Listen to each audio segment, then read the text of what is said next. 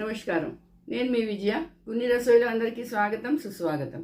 ఈరోజు నేను మీకు ఒక మంచి బ్రేక్ఫాస్ట్ చెప్తానండి. చాలా బాగుంటుంది, వేగంగా కూడా అయిపోతుంది. రండి, ఇది ఎలా చేస్తారో చెప్తాను.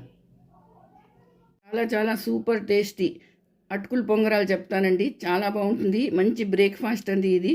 పిల్లలకి, పెద్దవాళ్ళకి అందరికీను. చూడండి ఎంత సాఫ్ట్గా ఉంటాయి. ఇలాంటి సాఫ్ట్ బ్రేక్ఫాస్ట్ చేశారనుకోండి, ఆహా, పిల్లలు తిన్న కొద్దీ తినాలని అనిపిస్తుందండి, అంత బాగుంటాయి. మరి రండి, ఇది ఎలా చేస్తారో చెప్తాను. చూడండి, మూత తీసి చూస్తాను. చూడండి ఎంత బాగా పొంగిందో బనులాగా. దీని ఒక మాట వెనక్కి తిప్పుకొని మళ్ళీ మూత పెట్టి 2 నిమిషాలు ఉంచుకోవాలండి. తీసుకున్నాను. అందులోని 3 కప్పులు బియ్యం వేయాలి. పచ్చి బియ్యం అండి ఇది రేషన్ బియ్యం అయినా పర్వాలేదు, మామూలు బియ్యం అయినా పర్వాలేదు, ఏ బియ్యం అయినా పర్వాలేదు. 3 కప్పులు బియ్యం ఇవి. అలాగే 1 కప్పు అటుకులండి, ఇవి వేసేయాలి.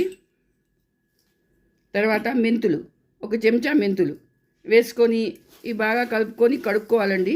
2 మాటలు కడుక్కొని ఇది రాత్రంతా నానబెట్టియాలి. లేదా పొద్దున్న నానబెట్టండి, 4-5 గంటలు నానిపోవాలండి. ఇది నానిపోయిన తర్వాత అది రుబ్బుకోవాలి, మెత్తగా రుబ్బిసుకోవాలి. దీంట్లోనే పెరుగు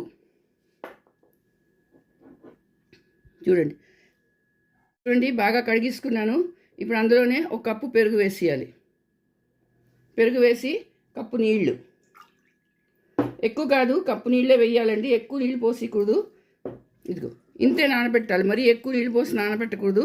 అంటే బియ్యం తడిసిన వరకు ఇలా నానబెట్టుకొని 4-5 గంటలు ఉంచేయాలి. 5 గంటలు నానిపోయిందండి బాగాను. ఇప్పుడు దీన్ని ఏం చేయాలంటే మిక్సీలో వేసేసుకొని గ్రైండ్ చేయాలి. మరి నీళ్ళు పల్చగా చేయకూడదు, అలానే ఇడ్లీ పిండిగా, దోశల పిండిలాగా దీన్ని మెత్తగా రుబ్బిసుకోవాలి. చూడండి, ఇలా రుబ్బిసుకొని కొంచెం ఉప్పు వేసి రాత్రంతా వదిలేయాలండి. వదిలితే పొద్దున్నసరికి ఇది బాగా పొంగిపోతుంది. మనం ఎంతైతే వేస్తామో దాని డబల్ అయిపోతుందండి.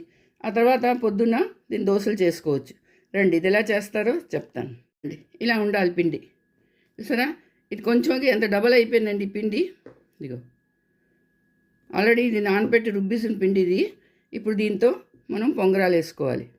పొంగరాలు చేసే ముందు 1 ఉల్లిపాయ సన్నగా తరుక్కున్నాను, టమాటా సన్నగా తరుక్కున్నాను, పచ్చిమిరపకాయలు, కొత్తిమీర ఇవన్నీ తరుక్కొని పెట్టుకోవాలండి. ఇప్పుడు గ్యాస్ ఆన్ చేసుకున్నాను, మూకుడు పెట్టుకున్నాను. ఇప్పుడు ఏం చేస్తానంటే కొంచెం నూనె వేస్తాను.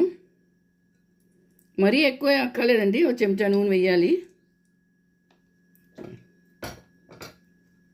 చాలా బాగుంటాయండి, ఇలా పొంగుతాయి మిల్కులు.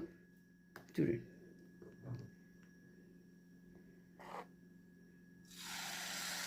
ఇలా వేయాలి. దీనికి కదపక్కర్లేదు. ఇలా వేసేసి దీని మీద కొంచెం ఉల్లిపాయలు, కొంచెం టమాటాలు, ఈ సన్నగా తరుక్కోవాలి టమాటాలు, అలాగే పచ్చిమిరపకాయలు. మీకు ఎంత కారం కావాలంటే అంత వేసుకోండి. నోట్లో పచ్చిమిరపకాయలు వస్తుంది అంటే కొంచెం తక్కువ వేసుకోండి. కొంచెం కొత్తిమీర వేసుకొని గ్యాస్ సిమ్ చేసేయాలి. సిమ్ చేసి మూత పెట్టుకోవాలి. చూడండి, ఇలా మూత పెట్టుకొని సిమ్లో ఉంచండి. 1-2 నిమిషాల తర్వాత దాన్ని అప్పుడు మళ్ళీ తిప్పాలి. చూడండి, మూత తీసి చూస్తాను. చూడండి ఎంత బాగా పొంగిందో బనులాగా. దీని ఒక మాట వెనక్కి తిప్పుకొని మళ్ళీ మూత పెట్టి 2 నిమిషాలు ఉంచుకోవాలండి. చూడండి, మూత తీసి చూస్తాను. చూడండి ఎంత బాగా పొంగిందో బనులాగా. దీని ఒక మాట వెనక్కి తిప్పుకొని మళ్ళీ మూత పెట్టి 2 నిమిషాలు ఉంచుకోవాలండి. 2 నిమిషాలు అయిపోయిందండి. ఇప్పుడు ప్లేట్లో తీసుకుంటాను. చూడండి, చూసారా ఎంత బాగుందో, ఎంత పొంగి ఉన్నదో చూసారా. ఇది చాలా సాఫ్ట్గా ఉంటాయి. ఇప్పుడు ఇంకోటి వేసుకుంటాను. దీనికి కొంచెం మళ్ళీ నూనె వేసుకోవాలి. మరీ నూనె ఎక్కువ పట్టదండి దీనికి.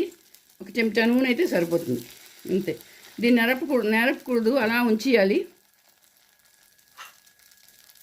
ఇప్పుడు ఉల్లిపాయలు, మీకు ఉల్లిపాయలు ఇష్టమైతే వేసుకోండి, ఉల్లిపాయలు ఇష్టం లేని వాళ్ళు మానేయండి.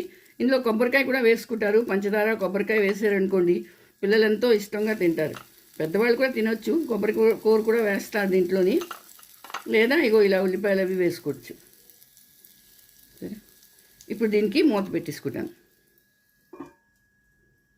ఇదిగోటండి అటుకులు పొంగరాలు రెడీ అయిపోయి. చల్ల పొంగరాలనండి, అటుకులు పొంగరాలనండి, చాలా చాలా బాగుంటుంది. ఇవన్నీ తిన్నా ఇంకా తినాలనిపిస్తుందండి, అంత బాగుంటుంది ఇది. మార్నింగ్ బ్రేక్ఫాస్ట్ అవనండి, సాయంత్రం తినండి, లేకపోతే రాత్రి డిన్నర్లో చేసుకొని తినండి, చాలా బాగుంటుందండి. మరి మీరు చేసుకోండి, అందరికీ చేసి పెట్టండి. అలాగే నా వీడియో నచ్చితే తప్పకుండా నా ఛానల్కి సబ్స్క్రైబ్ చేయండి. వీడియోకి లైక్ షేర్ కూడా చేయండి. మళ్ళీ ఇంకో వీడియోతో కలుస్తాను. అంతవరకు సెలవు.